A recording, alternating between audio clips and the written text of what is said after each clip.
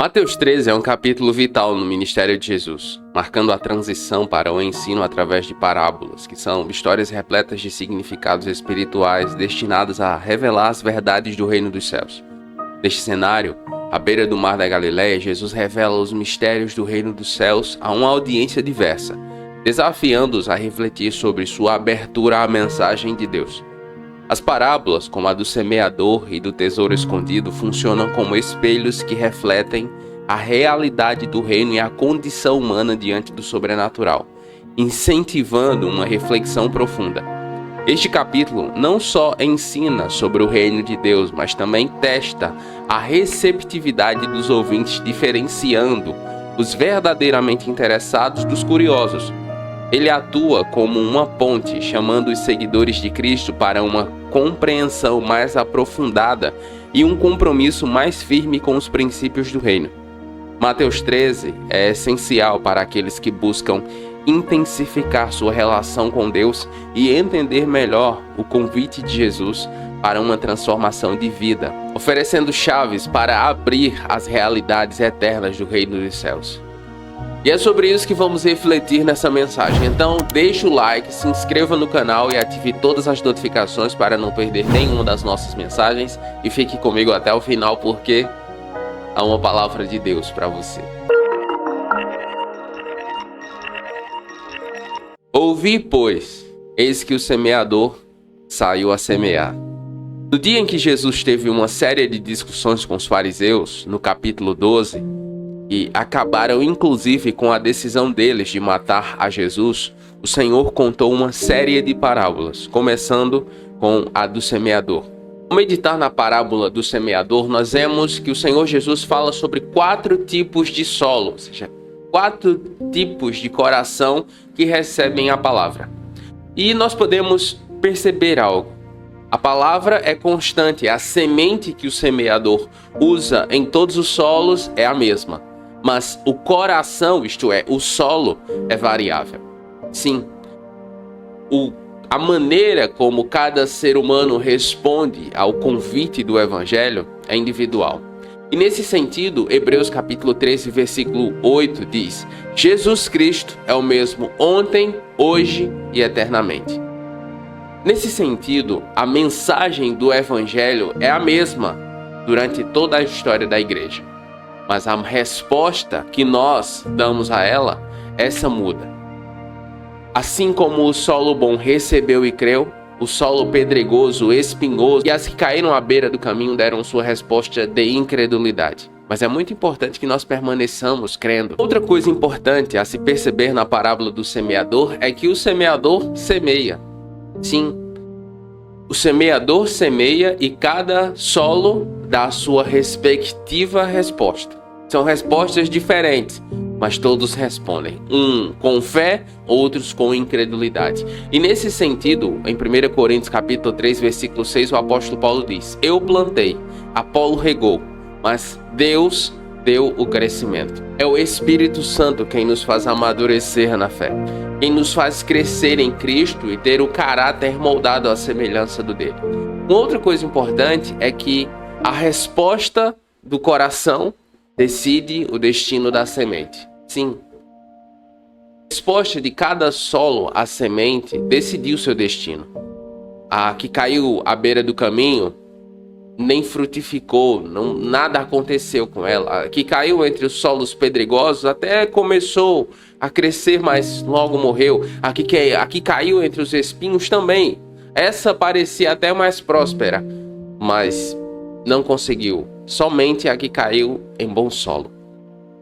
E nesse sentido, em Deuteronômio capítulo 30, versículo 19, está escrito: Os céus e a terra tomo hoje por testemunha contra vós, que te pus diante da vida e da morte, da bênção e da maldição. Escolhe, pois, a vida para que vivas, tu e a tua descendência. Nós precisamos dar a resposta correta à mensagem do Evangelho, que é o arrependimento, a obediência. O lavar regenerador do Espírito nos conduz a uma vida de santidade e intimidade com Deus. A pergunta é: como eu tenho respondido a esse chamado? E você? Os discípulos aproximaram-se dele e perguntaram: por que falas ao povo por parábolas? Ele respondeu: a vocês foi dado conhecimento dos mistérios do reino dos céus, mas a eles não. Quem tem será dado, e este terá em grande quantidade. E quem não tem, até o que tem lhe será tirado. Por essa razão eu lhes falo por parábolas, porque vendo eles não veem, e ouvindo não ouvem nem entendem. O versículo 11 de Mateus 13 frequentemente gera debate sobre sua interpretação, especialmente em relação a conceitos como predestinação e livre-arbítrio. No contexto da teologia cristã, a predestinação se refere à doutrina de que Deus antecipadamente determina o destino eterno das pessoas, decidindo quem será salvo e quem será condenado. Essa doutrina é fortemente associada ao calvinismo, que enfatiza a soberania divina e a eleição incondicional. Contudo, a declaração de Jesus em Mateus 13:11 não fala explicitamente sobre predestinação no sentido da salvação eterna ou condenação de indivíduos. Em vez disso, ele está destacando a diferença entre aqueles a quem os mistérios do reino dos céus foram revelados, isto é, os discípulos, e aqueles para quem os mistérios permanecem ocultos, isto é, a multidão em geral. A diferença aqui parece ser mais sobre a revelação e a resposta à mensagem do reino do que sobre a predestinação eterna. A revelação dos mistérios do reino aos discípulos pode ser vista como uma escolha baseada na relação próxima, de intimidade e comprometimento deles com Jesus, ao contrário do contato superficial com a multidão. Isso sugere que o conhecimento dos mistérios do reino está diretamente ligado à disposição de seguir a Jesus e se comprometer profundamente com seus ensinamentos. Assim, enquanto a predestinação é um tema teológico debatido dentro do cristianismo, interpretar Mateus 13:11 exclusivamente nesse contexto pode ser uma simplificação excessiva. É mais adequado entender esse versículo no contexto maior do ensino de Jesus sobre a recepção do reino dos céus, que envolve tanto a soberania de Deus quanto a resposta humana à sua revelação. Jesus ensina por parábolas para separar os curiosos dos comprometidos. Sim, porque quem tem comprometimento com Jesus, isto é, os discípulos, ao ouvir as parábolas e não entender, pergunta ao Senhor o que elas significam. Já a multidão ouve, não entende e segue a vida sem entender mesmo. Afinal, não entendeu, então não importa mais. Muitas pessoas começam a ler a Bíblia ou estudar o cristianismo e desistem em pontos em que elas não entendem ou acham que existe contradição na Bíblia. Eu já estudo a Bíblia há mais de 20 anos. Ouvindo homens e mulheres de Deus, aprendendo, praticando o cristianismo, lendo a Bíblia todos os dias, e há alguns pontos que para mim ainda não são claros, eu confesso a você. E por que isso acontece? Porque Deus não vai nos revelar tudo, nem a mim nem a você. Ele deixou isso claro em sua palavra. Nós conhecemos hoje em parte, diz o apóstolo Paulo, mas quando nós estivermos na eternidade, então conheceremos como somos conhecidos, isso é, completamente. Provérbios capítulo 2, versículos de 3 a 5, é uma lição nesse sentido. Eu li esse texto pela primeira vez, novo convertido, e ele me saltou aos olhos por causa do chamado da sabedoria. Ao ler Provérbios, era como se esse texto de Provérbios era como se o próprio Deus estivesse falando comigo, dizendo: sim, se clamares por discernimento e por entendimento, alçares a tua voz, isto é, levantares a voz, se o buscares como a prata e como a tesouros escondidos o procurares, então entenderás o temor do Senhor e acharás o conhecimento de Deus. Esse texto é muito marcante para mim. Eu vivia num contexto de muita escassez. Então quando o Senhor, o Espírito Santo falou ao meu coração por meio desse texto, dizendo: Diego, se você desejar o meu entendimento, o meu conhecimento mais do que ao dinheiro, você vai entender o que é temor ao Senhor. Isso era muito profundo para mim, porque cada centavo contava muito. Não que hoje não conte, mas era diferente, entende? O relacionamento com Jesus passa muito por isso, por você determinar suas prioridades. Há mais de 20 anos eu leio a Bíblia todos os dias, meditando nela. A mensagem que eu passo para você aqui é fruto dos meus devocionais, do tempo que eu passo a sós com Jesus. Eu não venho aqui discursar para você. O que eu quero dizer é que Jesus ensina por parábolas para separar curiosos dos comprometidos. Se você está comprometido com Jesus, quando você se deparar com um texto ou uma situação que você não entende, você não vai abandonar a fé. Você vai seguir em frente apesar das dúvidas ou do entendimento limitado, crendo que no tempo certo o Senhor vai falar com você. Ouvi, pois, vós a parábola do semeador. Jesus cita a profecia de Isaías 6, versículos de 9 a 10, para destacar uma verdade profunda sobre a condição humana e a recepção da mensagem do reino dos céus. Veja os principais motivos para isso. Primeiro, para revelar corações endurecidos. Jesus usa a profecia para mostrar que, assim como no tempo de Isaías, muitas pessoas na sua época tinham corações endurecidos. Eles viam milagres e ouviam os ensinamentos, mas não compreendiam, nem se voltavam para Deus. As parábolas funcionavam como um filtro, revelando aqueles que estavam verdadeiramente abertos para receber a mensagem e entender as verdades do reino dos céus. Segundo, cumprimento das Escrituras. Ao citar Isaías, Jesus demonstra que sua missão e método de ensino não são aleatórios, mas cumprem as profecias do Antigo Testamento. Isso reforça sua autoridade messiânica e a continuidade do plano de salvação de Deus, desde o povo de Israel até a vinda de Cristo. Terceiro, para destacar a responsabilidade da resposta humana. A citação de Isaías enfatiza a responsabilidade das pessoas em como elas respondem à palavra de Deus.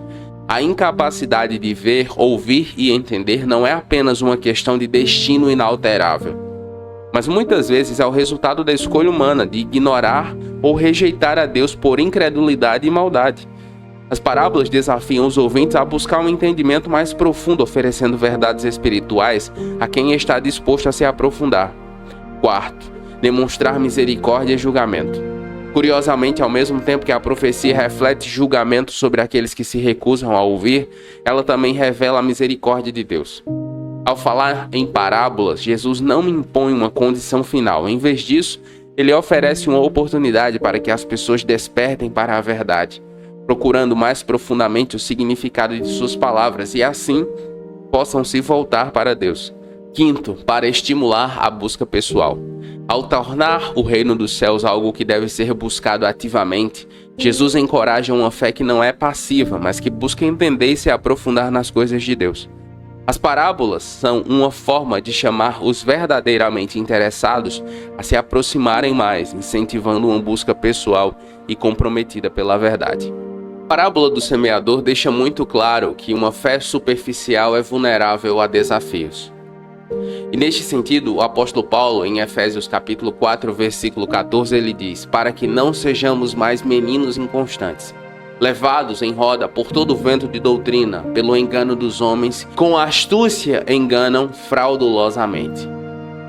Em Jesus, nós precisamos continuar crescendo, buscando a sua face e a sua palavra, comprometidos com o seu reino. Porque a verdadeira compreensão gera uma colheita espiritual abundante, como está escrito em Gálatas 6:8. Porque o que semeia para a sua própria carne, da carne colherá corrupção. Mas o que semeia para o Espírito, do Espírito colherá a vida eterna. A pergunta é: você está semeando na carne ou no Espírito, no seu dia a dia? Jesus contou-lhes outra parábola. O reino dos céus é como um homem que semeou boa semente em seu campo. Mas enquanto todos dormiam, seu inimigo veio, semeou joio entre o trigo e se foi. Quando o trigo brotou e formou espigas, o joio também apareceu. Jesus oferece uma interpretação clara da parábola. Ele identifica-se como o semeador da boa semente, que são os filhos do reino. O campo é o mundo e a boa semente representa as pessoas do reino. O inimigo que semeia o joio é o diabo, e o joio são os filhos do diabo. A colheita é o fim dos tempos, e os ceifeiros são os anjos. Assim como o joio é separado e queimado, será o fim dos que não têm aliança com Jesus, enquanto os justos brilharão como o sol no reino de seu Pai. Um fato muito interessante com relação a esta parábola é que a presença do mal não anula a bondade da semente do Evangelho. Sim, Mesmo o joio tendo sido semeado entre a boa semente não perdeu seu valor, não deixará de frutificar. E neste sentido, o apóstolo Paulo, em Gálatas capítulo 6, versículos 9, ele diz: não nos cansemos de fazer o bem, pois no tempo próprio colheremos, se não desanimarmos. Enquanto cristãos, nós temos que conviver com muitas pessoas corruptas, pecadoras, que vivem distantes de Deus e que zombam dele. Isso não deve fazer você ou a mim desanimar de servir a Jesus e continuar amando o seu nome e a sua palavra. Porque no tempo correto nós vamos colher se não desanimarmos. Em nossos dias nunca foi tão importante que eu e você, enquanto cristãos, tenhamos discernimento espiritual. Ele, ao meu ver, é essencial para os nossos dias e para a saúde da nossa fé. Porque há muitas pessoas falando em nome de Jesus e que você vê por suas obras que são falsos profetas. Nesse sentido, me chama a atenção muitas vezes a fragilidade teológica da igreja brasileira, que muitas vezes segue homens e mulheres com um ensino. Só porque a pessoa fala em nome de Jesus 2 ou 3 vezes, ela já acha que é uma referência de alguém a ser seguido.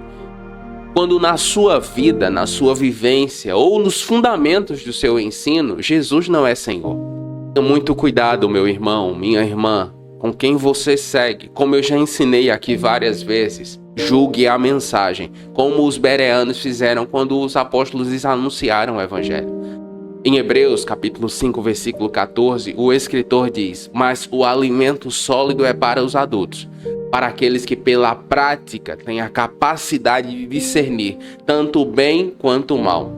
Precisamos praticar o cristianismo no nosso dia a dia. O cristianismo, meu irmão, minha irmã, não é algo que nós vivemos um dia na semana por 2 horas. Isso é, indo à igreja, sentando, ouvindo a mensagem e voltando para casa. Isso não é cristianismo. Não. Isso faz parte do nosso culto. Mas o cristianismo nós vivemos no dia a dia, nas decisões, nos embates, na luta, entende? Por isso que nós precisamos praticá-lo no dia a dia para aprender a discernir a vontade de Deus. A corrupção que nos cerca nos desafia a permanecer firmes no bem. Se eu e você vacilarmos, nós não vamos conseguir permanecer firmes até o fim. E nesse sentido, Romanos capítulo 12, versículo 21, o apóstolo Paulo diz: não se deixem vencer pelo mal, mas vençam o mal com o bem. Não se deixe vencer pelo mal. Não ceda à tentação. Não ceda à frieza espiritual, muitas vezes, que cerca você, de pessoas que estão ao seu redor. Muitos cristãos que já enxergam a igreja mais como um clube, como uma associação, do que como uma comunidade de fé. Entende? Eles estão lá mais pelo bem-estar, pela comida, pelas pessoas, do que por Jesus. Cuidado. Os servos do dono do campo aproximaram-se dele e disseram: Senhor, o Senhor não semeou boa semente em seu campo? De onde então veio o joio? Um inimigo fez isso, respondeu ele. Uma das coisas que nós não podemos negar é que o diabo é muito trabalhador. Sim, ele não descansa, ele não dorme, ele é muito focado em matar, roubar e destruir. E muitas vezes o mal, ele surpreende aqueles que esperam apenas o bem. Há pessoas que só esperam o bem, sabe? Que tudo vai dar sempre certo. Eu lembro que quando eu converti, eu tinha essa ingenuidade de que, não, agora que eu converti, tudo na minha vida vai dar certo. E uma mulher de Deus, uma irmã mais experiente, falou sobre isso. Deus a usou para me exortar nesse sentido. E eu nem tinha comentado isso com ninguém. Não seja ingênuo. Nesses dias, no tempo em que eu gravo essa mensagem, nós estamos vendo 2 casos de jogadores brasileiros, Robinho e Daniel Alves. Ambos foram condenados por violência sexual. E você olha para eles, pelo menos eu olho para a vida deles e percebo qual é a necessidade que eles tinham de cometer esse crime. Nenhum. Mas é exatamente aí que o diabo atua. Ele cega o entendimento dos homens. Ele cega o entendimento dos homens. Entende? Então você vê muitas vezes pessoas que na sociedade parecem ser muito inteligentes, muito bem-sucedidas, acima da média, e são. Mas sem Jesus, qualquer um de nós, por mais competente que seja, vai sofrer com os ataques do diabo. Por isso, em 1 Pedro, capítulo 5, versículo 8, o apóstolo diz: sejam sóbrios e vigiem. O diabo, o inimigo de vocês, anda ao redor como o leão que ruge, procurando alguém para devorar. Ele está procurando alguém para devorar. E se eu e você baixarmos a guarda, seremos suas vítimas. Outra coisa que é muito importante nesse sentido é assumir a culpa. Sim, assumir fraqueza, assumir vulnerabilidade. Tiago capítulo 1, versículo 13, ele diz: quando alguém é tentado, não deve dizer, estou sendo tentado por Deus, pois Deus não pode ser tentado pelo mal e Ele mesmo não tenta a ninguém. Deus não está tentando você nem a mim, nós somos tentados pela semente do pecado que habita dentro de nós, pelo homem caído que nós somos. Mas quando formos tentados, nós podemos dizer isso ao Senhor e pedir-lhe ajuda. Nós estamos vivendo um cristianismo na nossa geração que expressar muitas vezes vulnerabilidade é visto como algo negativo.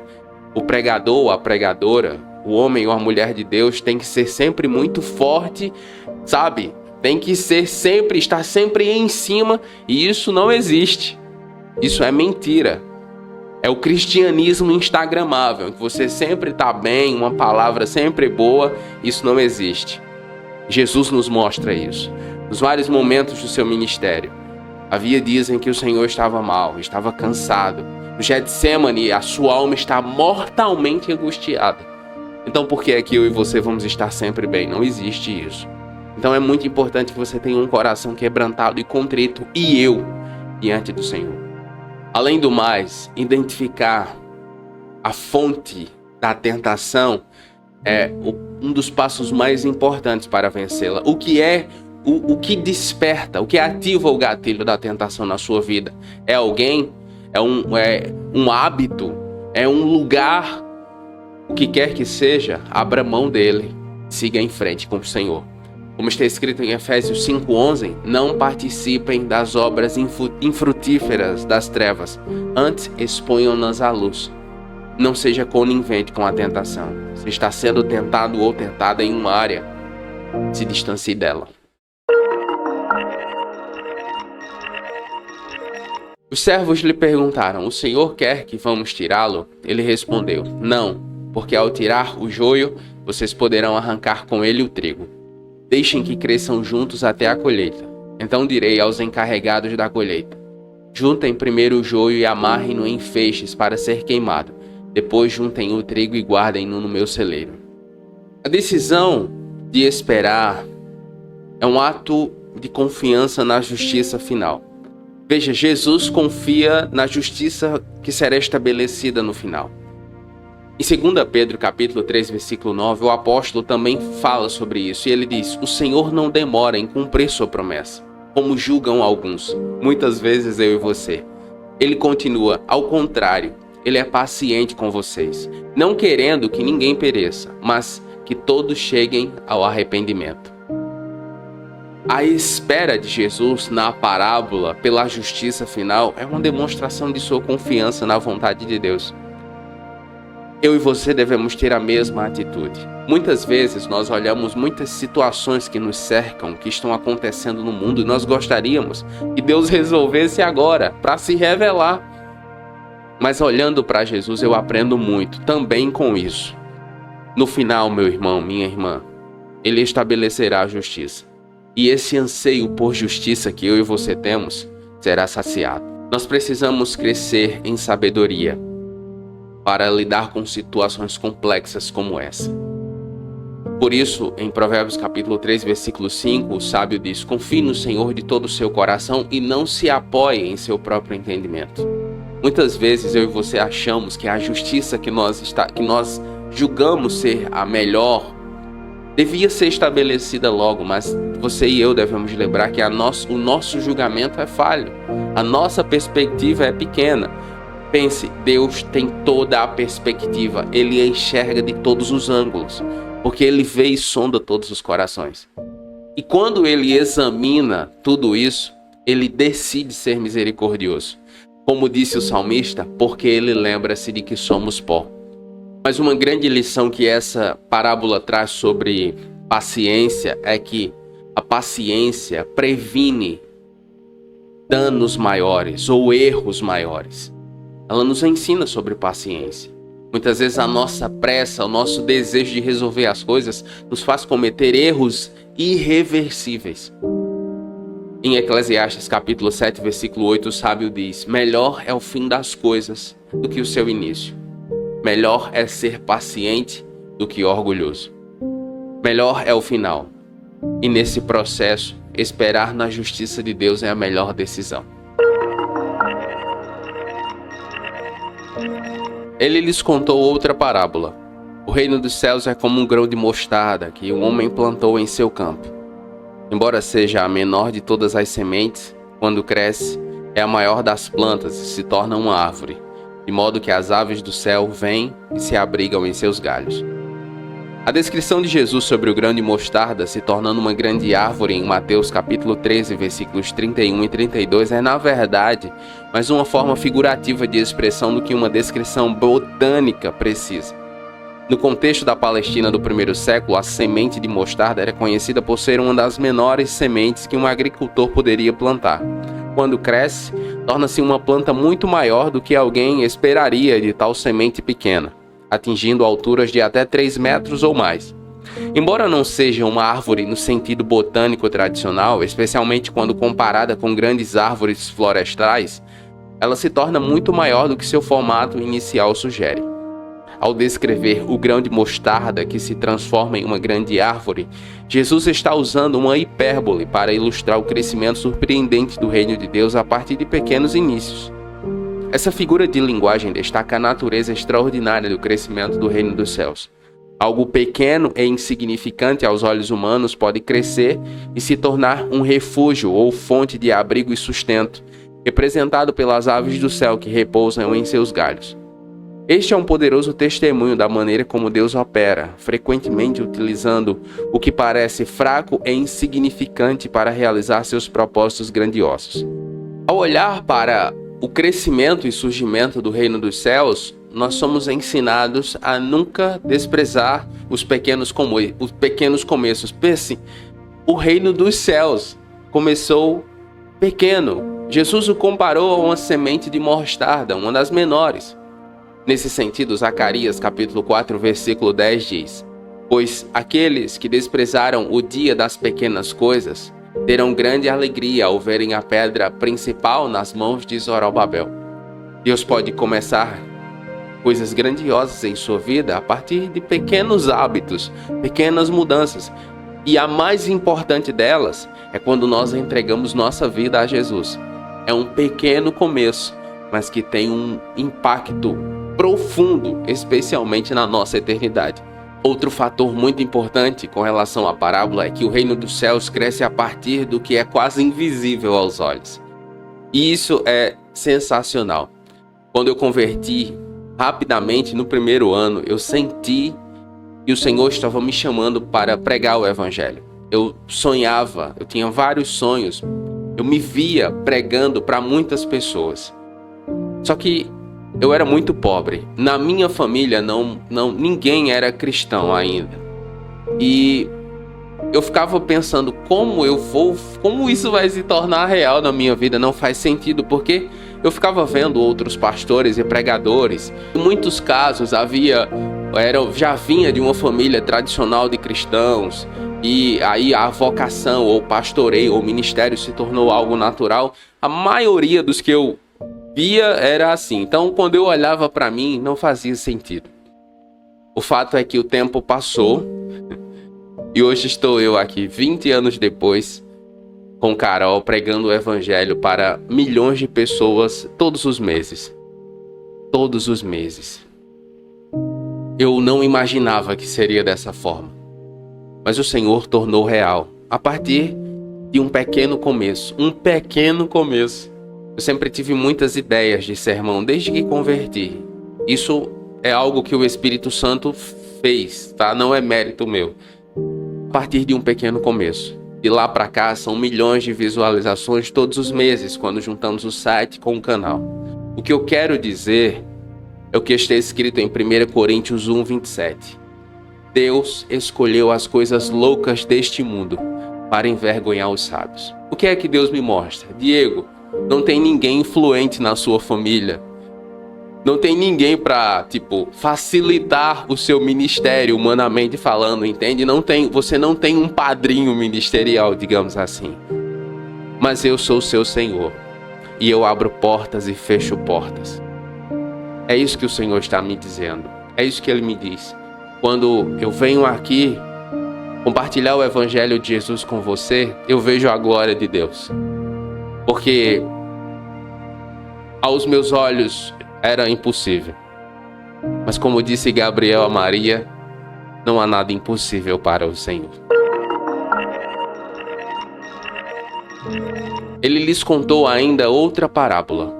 O reino dos céus é como um fermento que uma mulher tomou e misturou com cerca de 30 quilos de farinha, até que tudo ficou fermentado. Perceba, o fermento cresce em silêncio. Ele cresce em silêncio, mas o silêncio precede a revelação do impacto. Nesse sentido, Marcos capítulo 4, versículo 26 e 27 diz: é como um homem que lança a semente à terra, dorme e se levanta, noite e dia, e a semente brota e cresce. Ele não sabe como. Deus age na minha e na sua vida muitas vezes dessa maneira. Ele promete, Ele trabalha por muitos anos, meu irmão, minha irmã, muitos anos. Eu olhava para a minha vida e a sensação que eu tinha é que não estava indo para lugar nenhum. Mas isso não me fez abandonar a leitura da palavra nem a fidelidade a Jesus. Mesmo sem eu perceber. Mas Deus estava me preparando para estar aqui com você, entende? É isso. O silêncio do crescimento vem antes da vivência do propósito. Antes de usar você para abençoar outras vidas, Deus vai mudar você. Porque Deus, Ele quer que nós sejamos testemunhas. E testemunha fala daquilo que vive. Quando você fala daquilo que você não vive, você está discursando. E Deus não precisa disso no seu reino. Transformação interna é a chave para a mudança externa. Por isso, em Romanos 12:2 é escrito: transformai-vos pela renovação da vossa mente. Para que eu esteja aqui e para que você seja abençoado, abençoada, edificado e edificada, como eu leio nos comentários de vocês, muitas mudanças são feitas em mim, entende? O fermento do reino se expande de maneira discreta até alcançar a todos. Jesus vai voltar e a qualquer momento a trombeta soará.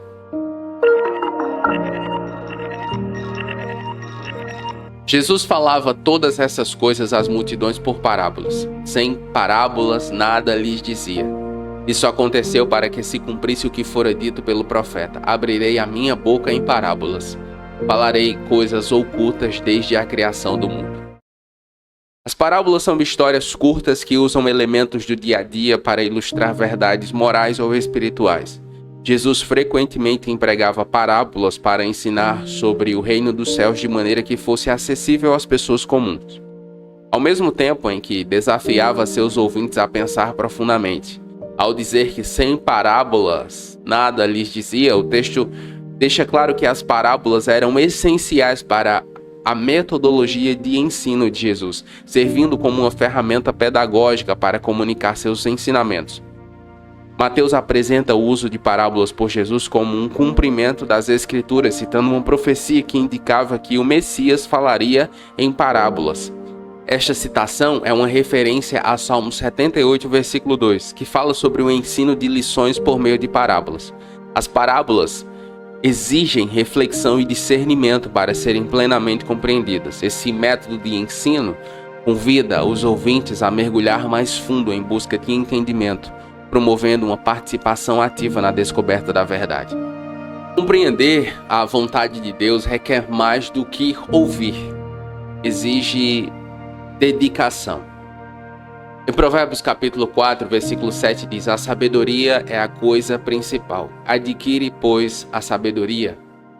Eu lhe pergunto, o quanto você tem dedicado o seu tempo e a sua vida a compreender a vontade de Deus? Segundo, Deus escolhe revelar seus segredos a corações abertos.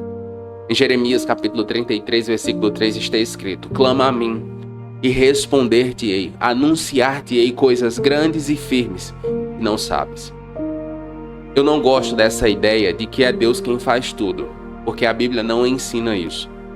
Deus não nos fez como o leão, o macaco ou os demais bichos. Ele nos fez à sua imagem e semelhança. E Deus toma decisões. Deus é uma pessoa. Você é uma pessoa e eu também. Ao ser expostos à vontade de Deus, nós precisamos tomar decisões. Nós precisamos romper. Jesus deixa isso muito claro no seu ensino. Se alguém quiser vir após mim, negue-se a si mesmo, dia após dia, tome a sua cruz e siga-me. É uma decisão que você precisa tomar. Se você quer conhecer mais ainda a vontade de Deus, você precisa ter um coração aberto. Você precisa clamar, e eu também. E quando nós fazemos isso, Ele se revela a nós. Depois de deixar a multidão e entrar na casa, os discípulos se aproximaram dele e disseram: explica-nos a parábola do joio. A atitude dos discípulos me ensina algo muito valioso, especialmente para os nossos dias. A busca pela verdade requer iniciativa e interesse. Os discípulos pediram a Jesus a explicação, entende? Eles ouviram, não entenderam, aproximaram-se do Senhor e pediram explicação. A multidão não fez o mesmo, entende? Então, aqui fica muito claro que eles têm acesso ao entendimento mais aprofundado porque eles quiseram, eles buscaram isso. Nesse sentido, Jeremias 29, 13 diz: vocês me procurarão e me encontrarão quando me procurarem de todo o coração. Você quer conhecer mais de Jesus? Busque-o, entregue-se, derrame-se. A medida da revelação é proporcional à busca. E nesse sentido, o questionamento dos apóstolos, dos discípulos de Jesus, é um passo de fé. Eu lembro que no início da minha conversão, eu tinha muitas dúvidas e muitos desejos, como qualquer pessoa que entrega a sua vida a Jesus tem. E um dos primeiros livros que eu li foi o livro de Provérbios. E o livro de Provérbios, ele me saltou muito aos olhos, porque o clamor, a exortação do sábio é que nós busquemos sabedoria. Se nós clamarmos por sabedoria, se nós buscarmos entendimento, nós entenderemos a vontade do Senhor. Isso está em Provérbios capítulo 2, versículos de 3 a 5. No início da minha conversão, assim como a maioria dos novos convertidos, nós temos muitas dúvidas, temos anseio, temos desejo por conhecer a vontade do Senhor Deus. E muitas vezes eu me sentia mal por duvidar, às vezes por não entender. Mas se você está me ouvindo agora e você está vivendo isso, eu quero acalmar seu coração. Isso faz parte do processo, tá? Tenha paciência com você mesmo, com você mesma. Eu não tinha tanta paciência comigo mesmo. E isso me levou a sofrimentos desnecessários. Você é um bebê na fé. E assim como nós precisamos ter paciência com um bebê, nós precisamos ter paciência com um novo convertido. E o novo convertido também tem que ter paciência consigo mesmo. Em Cristo, nós vivemos um processo de uma vida inteira que vai desembocar na eternidade. Então, tenha calma. Mas sempre tendo em mente que o Senhor responde àqueles que o buscam. Como diz Mateus capítulo 7, versículo 7, peçam e lhes será dado. Busquem e encontrarão. Batam e a porta lhes será aberta. O Senhor tem prazer em se revelar a nós. Ele respondeu: o que semeia a boa semente é o Filho do Homem. O campo é o mundo, e a boa semente são os filhos do reino. O joio são os filhos do maligno, e o inimigo que o semeia é o diabo. A colheita é o fim da era, e os ceifeiros são os anjos. Na parábola do joio e do trigo, nós vemos que a relação entre bem e mal é claramente traçada. Sim, nós vemos que os justos herdarão a vida eterna e os ímpios serão lançados no inferno. Em 1 Tessalonicenses capítulo 5, versículo 6 está escrito: portanto, não durmamos como os demais, mas estejamos atentos e sejamos sóbrios. E por que isso é importante? Porque nós precisamos vigiar, estar vigilantes. O Senhor Jesus, no Getsemane, ele diz exatamente isso aos discípulos: vigiem e orem, porque o espírito está pronto, mas a carne é fraca. Jesus, o grande semeador, ele semeia esperança e vida em um mundo dividido, em um mundo caído. E nesse sentido, 1 Pedro 1,23 diz: pois vocês foram regenerados, não de semente perecível, mas imperecível, por meio da palavra viva e permanente de Deus. O que nos regenerou, a mim e a você, é a palavra viva semeada pelo grande semeador, Jesus Cristo, que regou essa terra com o seu próprio sangue. O final das eras trará separação definitiva do joio e do trigo. A sensação que eu tenho é que isso está cada vez mais perto.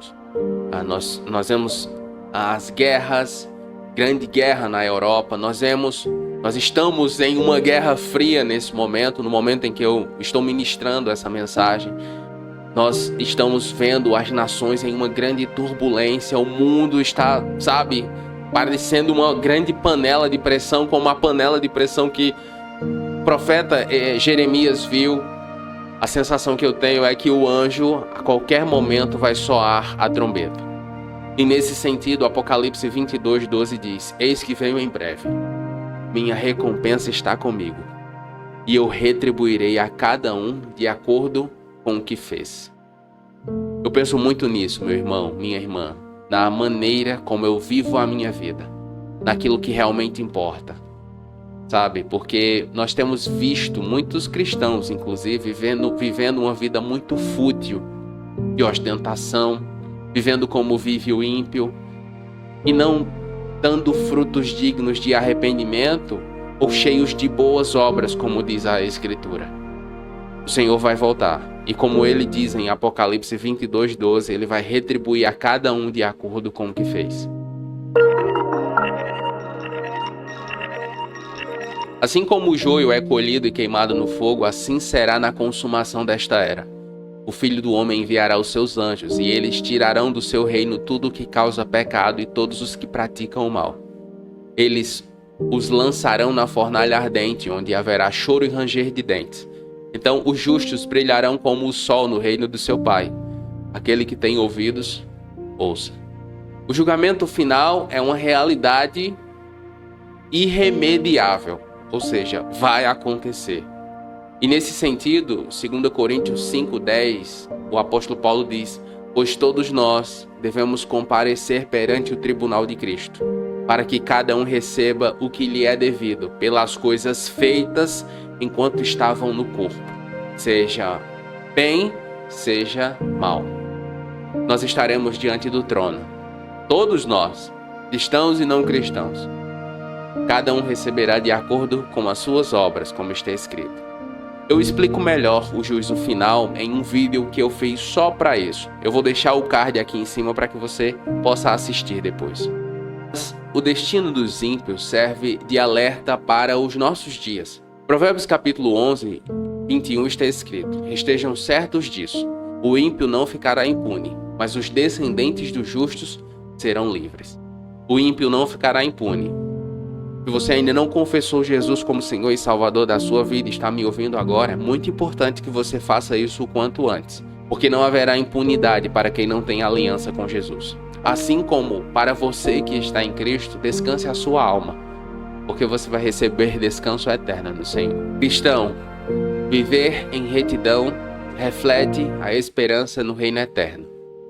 Uma vez que você e eu santificamos a nossa vida por amor a Jesus e a sua palavra, nós estamos demonstrando fé de que ele vai voltar.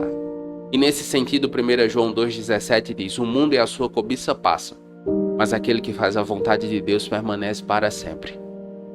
A sua escolha e a minha de morrer para o mundo e viver para Cristo é uma recompensa que o olho não viu, o ouvido não ouviu e não subiu ao coração do homem. O reino dos céus é como um tesouro escondido num campo. Quando um homem o encontra, esconde-o novamente, e então, cheio de alegria, vai, vende tudo o que tem e compra aquele campo. A visão de investimento com alto retorno é central no capitalismo, onde o acúmulo e reinvestimento de capital são fundamentais para o crescimento econômico. Investidores buscam oportunidades que ofereçam o máximo retorno sobre o capital investido, seja através de investimentos em ações, imóveis, startups ou outros veículos financeiros. Essa busca por alto retorno é muitas vezes motivada pelo desejo de maximizar o lucro e a eficiência do capital.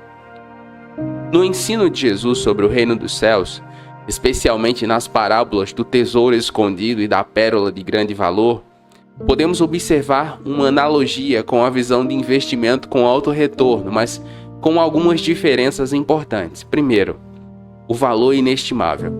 Nas parábolas, o reino dos céus é apresentado como algo de valor supremo, muito além de qualquer retorno material que o investimento capitalista possa oferecer. A mensagem é que o reino vale qualquer preço, um conceito que supera a lógica puramente econômica do capitalismo. Segundo, sacrifício total. A ideia de vender tudo o que se possui para adquirir o tesouro ou a pérola reflete um investimento total e incondicional, que é mais profundo do que a simples alocação de recursos financeiros. No contexto espiritual, trata-se de um investimento de toda a vida, incluindo recursos emocionais, intelectuais e espirituais, não apenas materiais. Terceiro, retorno eterno. Enquanto o capitalismo se concentra em retornos temporais e acumulativos, o ensino de Jesus foca em um retorno eterno. A recompensa do investimento do reino dos céus é a vida eterna e a comunhão com Deus, algo que não pode ser medido pelos padrões convencionais de retorno sobre investimento. Quarto, motivação altruísta. No capitalismo, o investimento é frequentemente motivado pelo alto interesse e pelo lucro. Em contraste, o investimento no reino dos céus é motivado pelo amor, pela busca da justiça e pela vontade de Deus. É uma orientação fundamentalmente altruísta que busca o bem-estar coletivo e o cumprimento da vontade de Deus. Quinto, ação decidida e total entrega. Tanto na visão capitalista quanto no ensino de Jesus, existe a necessidade de tomada de decisão. Mas enquanto o capitalismo pode incentivar a diversificação e a gestão de riscos, Jesus ensina a entrega total como forma de alcançar o verdadeiro tesouro. Essa entrega vai além do financeiro, abrangendo a totalidade do ser. Essa é uma das parábolas que eu mais gosto. Eu fico muito maravilhado com ela exatamente por causa dessa entrega total. A alegria da descoberta do Evangelho, da mensagem do Evangelho, motiva a sacrifícios extraordinários. E nesse sentido, em Filipenses capítulo 3, versículo 8, o apóstolo Paulo diz: "Eu considero tudo como perda, comparado à suprema grandeza do conhecimento de Cristo Jesus, meu Senhor, por amor do qual eu perdi todas as coisas. Eu as considero como lixo, para que eu possa ganhar Cristo." O sentimento de Paulo revela muito bem o ensino de Jesus na parábola. Nós vemos muitos cristãos com reserva, principalmente muitas vezes cristãos celebridades. A pessoa era uma celebridade no mundo e aí converte a Jesus e ele quer conciliar a vida que ele tinha no mundo com a vida nova em Cristo. Não parece com o que Jesus está ensinando na parábola. Não parece com o que Jesus ensina ao jovem rico. Não importa, meu irmão, minha irmã, Jesus não faz distinção se você é uma pessoa humilde que o recebe ou se você é uma pessoa celebridade que o recebe. Ambos precisam trilhar o caminho da autonegação. Ambos precisam morrer para o mundo e entregar-se a Cristo. No céu, não existe essa coisa de diferenciar. Não, esse aqui era um cristão mais simples, então tem que ser mais rigoroso com ele. Não, esse aqui era uma celebridade, então vamos pegar mais leve. Não existe isso. Não existe isso. Por isso que Paulo diz: eu considero tudo como perda, como lixo, para conhecer a Cristo. O reino dos céus é também como um comerciante que procura pérolas finas. Quando encontra uma pérola de grande valor, vai, vende tudo o que tem e a compra. Jesus usa a pérola para falar sobre uma beleza e valor sem igual, algo extremamente raro. A partir da formação da pérola, é o efeito, o processo químico, aquilo que começa com um aparente acidente se torna em algo belo e raro. Nesse sentido, no Salmo 27, versículo 4, o salmista faz uma das orações que eu acho mais linda. Uma coisa peço ao Senhor e a buscarei, que eu possa morar na casa do Senhor todos os dias da minha vida, para contemplar a beleza do Senhor e buscar sua orientação no seu templo. Uma coisa eu peço ao Senhor. Eu só peço uma coisa ao Senhor e é isso que eu vou buscar, que eu possa estar perto de Deus. É basicamente isso que ele está dizendo. Entende?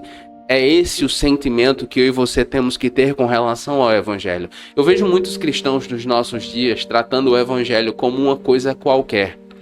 E muitas vezes, muitos pregadores apresentando o Evangelho como uma coisa qualquer. O Evangelho, meu irmão, minha irmã, é a pérola de grande valor. Por isso, a busca pelo reino requer renúncia e discernimento. Precisamos abrir mão da vida de pecado, de uma vida distante de Deus e buscar a sabedoria que vem do alto para desenvolver relacionamento com Jesus, para entender e discernir sua vontade. E nesse contexto, sacrificar tudo ou vender tudo demonstra fé e prioridade do reino de Deus em nossa vida. E nesse sentido, Lucas 14:33 diz: da mesma forma, qualquer de vocês que não renunciar a tudo que possui, não pode ser meu discípulo. Qualquer de vocês. Jesus não distingue, não, se você for pobre ou se você for um anônimo, então para você vai ser assim. Mas se de repente você for uma celebridade e quiser me seguir, aí para você vai ser diferente. Ele não faz essa distinção.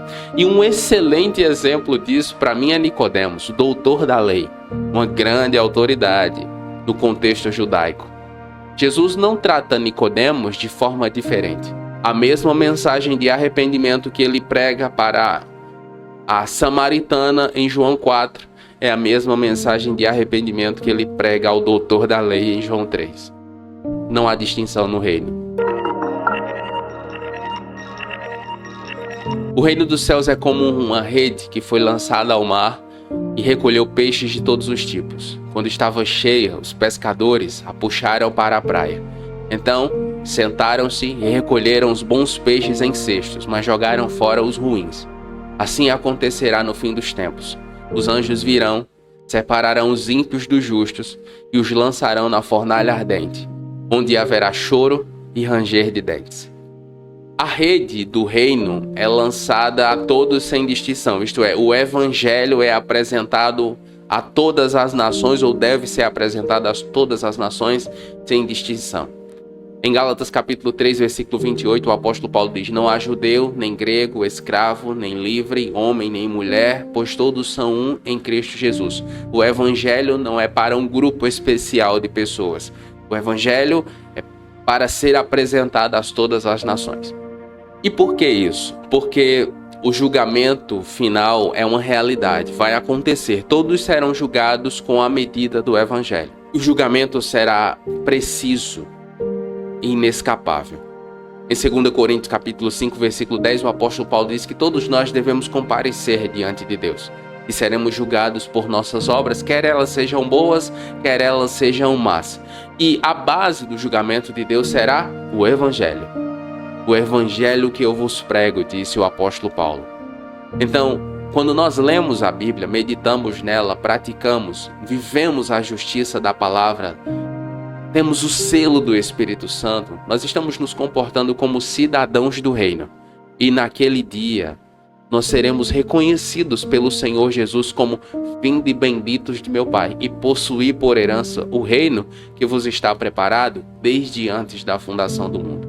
A pergunta que eu e você devemos nos fazer é como eu estou vivendo a minha vida em Jesus. Eu vejo muita gente debatendo sobre como Deus salva. Eu não acho que nós devemos nos preocupar com isso, porque Deus é competente para salvar. E não existe salvação fora de Cristo. Pelo menos para mim faz mais sentido me preocupar, focar nas minhas responsabilidades, no que eu tenho que fazer. Porque Deus não vai orar por mim. Eu que tenho que orar. Eu tenho que me achegar ao trono. O Senhor não vai ler a Bíblia por mim. Essa é uma atribuição minha, entende? Servir as pessoas, amar o próximo, praticar o cristianismo, é a minha responsabilidade. Então, ao invés de nos preocupar com questões técnicas, vamos nos preocupar em praticar a palavra. Isso é agradável ao Senhor. E por que isso? Porque a escolha de hoje determina o seu destino eterno. Sim. É muito importante que você saiba disso. Deuteronômio, capítulo 30, versículo 19, diz: Hoje invoco os céus e a terra como testemunhas contra vocês de que coloquei diante de vocês a vida e a morte, a bênção e a maldição. Agora, escolham a vida para que vocês e seus filhos vivam. Você vai dizer: Diego, mas esse é um texto de Deuteronômio que está no contexto da lei e tal e tal. Mas o princípio é o mesmo. O princípio é o mesmo. O Senhor põe diante de nós a vida e a morte, a bênção e a maldição. Nós precisamos escolher viver sua palavra, renunciando ao mundo, praticando a sua palavra, obedecendo aos seus mandamentos. Chegando à sua terra natal, ensinava o povo na sinagoga deles, de modo que ficavam admirados e perguntavam: de onde lhe vem esta sabedoria e estes poderes miraculosos? Os conterrâneos de Jesus ficaram maravilhados com sua sabedoria. Ele cresceu, passou a sua vida entre eles, e eles olhavam para Jesus como uma pessoa comum, até que ele começou a ministrar. Até que seu ministério começou. Então eles olhavam para Jesus e ficavam maravilhados, dizendo: de onde lhe vem essa sabedoria? É muito importante dizer que a verdadeira sabedoria, ela supera o conhecimento comum. Há muitas pessoas que são muito inteligentes no campo natural, na vida cotidiana, mas são tolas no que se refere à sabedoria, no que se refere ao conhecimento de Deus. Há, por exemplo, muitos ateus que são brilhantes em seu campo de atuação, mas são tolos ao não acreditarem que Deus existe, que nós viemos de uma explosão aleatória que gerou a complexidade da vida. Você precisa ter muito mais fé para acreditar que nós viemos de uma explosão do que para acreditar que nós viemos de Deus. E, nesse sentido, Deus, o Pai de Jesus Cristo, nos revela a sua vontade por meio do Evangelho. Em Provérbios, capítulo 3, versículo 3, está escrito: Feliz é o homem que encontra a sabedoria, o homem que ganha entendimento. Então, na busca por desenvolver sua vida, crescer na vida, digamos assim, nossa prioridade deve ser crescer em sabedoria no que se refere a conhecimento de Deus. À medida que nós buscamos a Deus, ou conhecemos o seu poder e o seu agir, os seus milagres desafiam nossa compreensão. O seu agir sobrenatural, em muitos momentos da nossa vida, nós veremos isso. E nesse sentido, em João 9:25, o cego de nascença que foi curado pelo Senhor Jesus é questionado pelas autoridades religiosas sobre quem fez aquilo com ele, quem o curou. E ele respondeu: se ele é pecador, eu não sei. Uma coisa eu sei, eu era cego e agora vejo. Deus age, Deus atua no mundo. A todo momento ele está agindo, por mais que eu e você muitas vezes nós não o percebamos.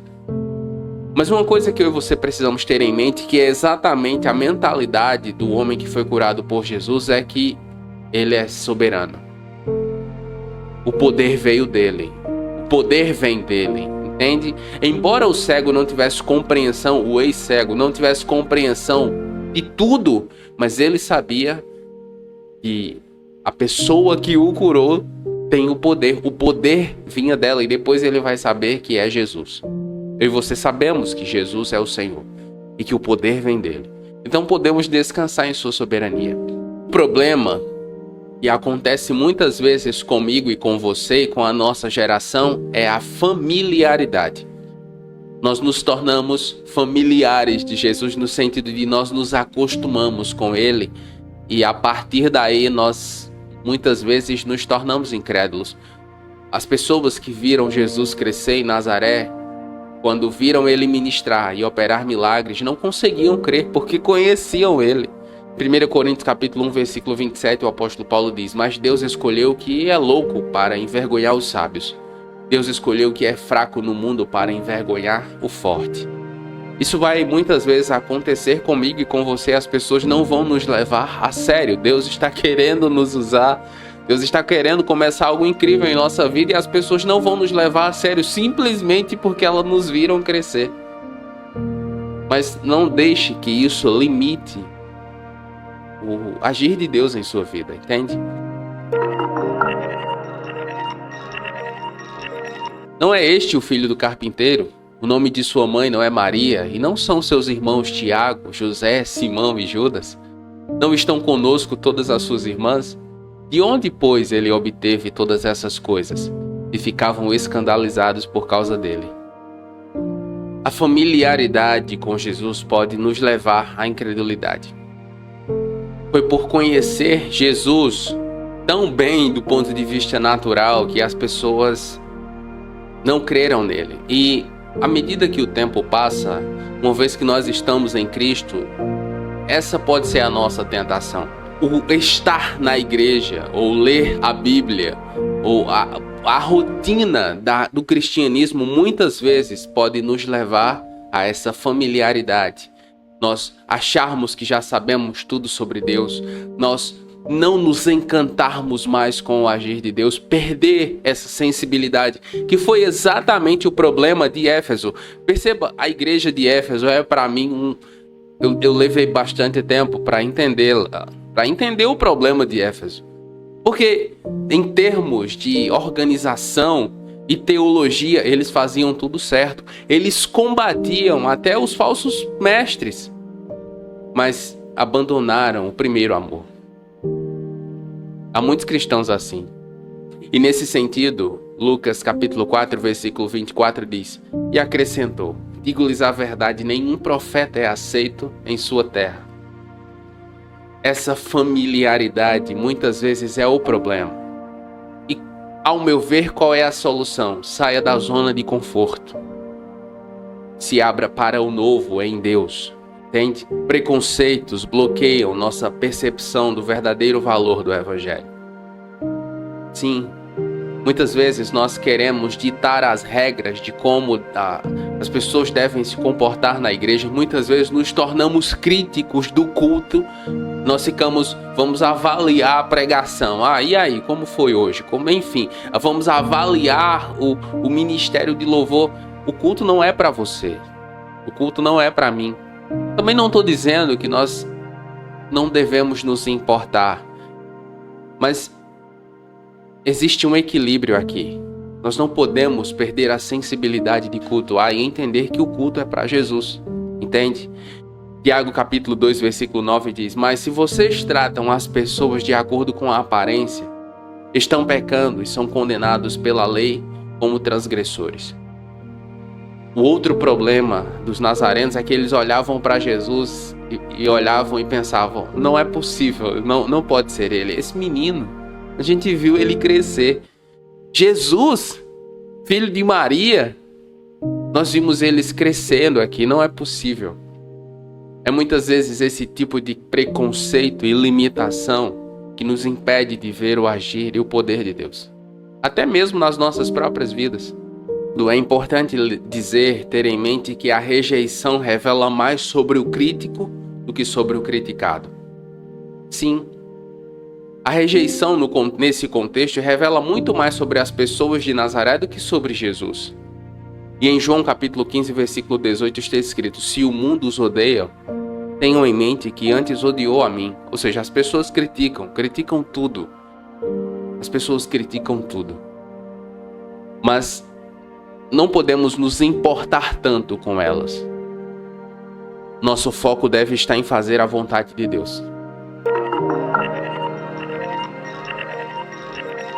Mas Jesus lhe disse: só em sua própria terra e em sua própria casa é que um profeta não tem honra, e não realizou muitos milagres ali, por causa da incredulidade deles. A incredulidade em qualquer contexto limita nossa experiência com o poder de Deus. Cristãos incrédulos, muitas vezes, eles não se abrem ou não aceitam que Deus esteja agindo na vida de outras pessoas. Eu e você não podemos cair na tentação de achar que igreja é clube. Igreja não é clube, não é associação. Nós não nos reunimos ali para comer, para desfrutar da presença uns dos outros. A igreja é a coluna da verdade. Entende? Existe uma diferença gigantesca. Por mais que nós devamos sim viver em comunhão uns com os outros, nós precisamos estar atentos à piedade, à nossa devoção, um coração ardente pela presença de Deus. E por que isso? Em Hebreus capítulo 11, versículo 6 diz que sem fé é impossível agradar a Deus. Porque quem dele se aproxima precisa crer que ele existe e que recompensa aqueles que o buscam.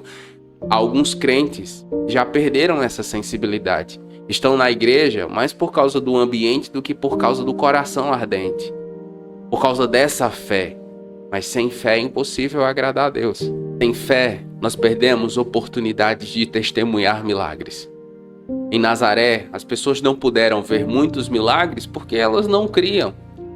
Há muitos cristãos que em suas vidas não vivem essa experiência porque não creem. E o crer envolve todo o estilo de vida. A rejeição a Jesus reflete a recusa em reconhecer aquilo que é divino. As pessoas olhavam para Jesus e não conseguiam ver que Deus estava agindo.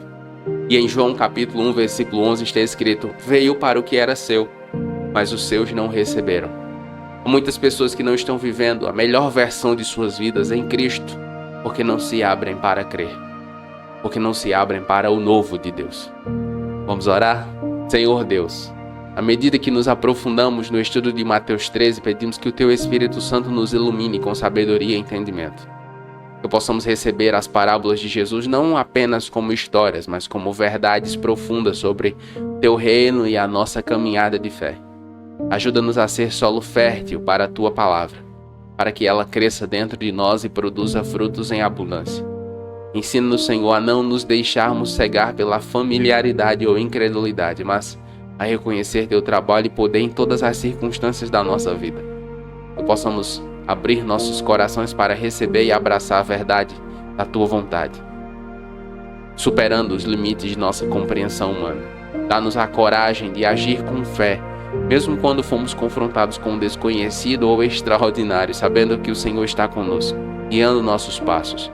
Que nossa jornada de estudo e meditação da Sua palavra não seja apenas um exercício intelectual, mas uma transformação espiritual que nos aproxima do Senhor. Nós oramos assim crendo, Pai, em nome de Jesus. Amém. Chegamos ao final do estudo e eu gostaria de saber qual dos princípios bíblicos de Mateus 13 mais falou com você. Me diga nos comentários. Além disso, se você quiser saber como Jesus lidou com as tradições religiosas de seus dias, assista ao vídeo que vai aparecer aqui na tela. Nos comentários, faça seu pedido de oração e nós estaremos orando com você e por você. E se você ficou comigo até aqui, escreva aí nos comentários: eu quero seguir com Jesus. E eu vou saber que você ficou comigo até o final. Eu oro para que Deus abençoe a sua vida e até a próxima.